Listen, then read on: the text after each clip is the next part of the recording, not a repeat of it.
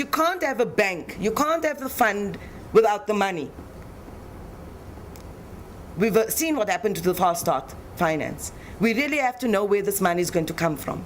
And so, Minister, we believe and we support South Africa's position that sources needs to be a legacy of the South African COP presidency.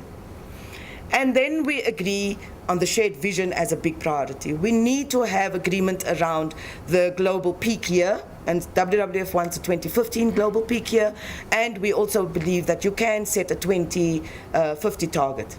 And we want, of course, minus 80%. I know countries are starting to settle at minus 50, which is a problem. So if we can increase ambition, it would be great. So we believe that's possible in terms of the balanced package outcome. And we've been working for this kind of balanced package, Minister, for the whole year, actually. What we understand, and which is really, really disappointing, is that countries won't come unless the EU is going to come to Durban and say, we're going to commit to 30%.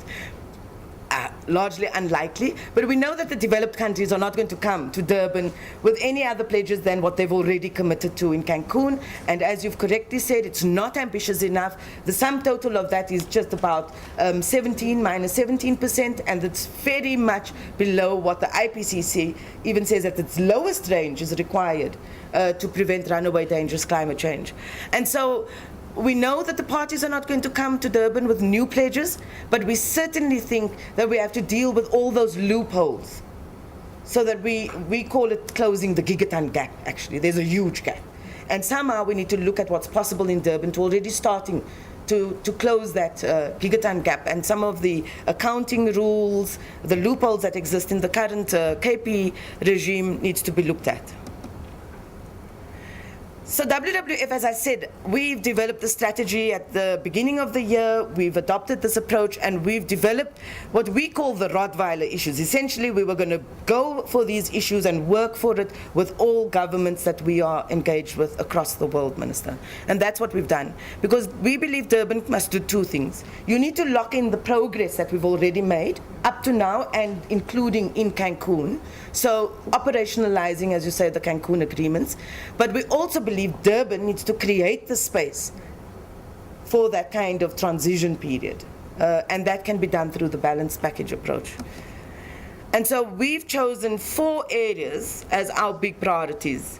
Legal form, and we've already said it's a second commitment period plus a mandate for legally binding agreement for all parties. The sources of finance, and of course we've been very, very strong on bunkers, as we call it, the aviation and shipping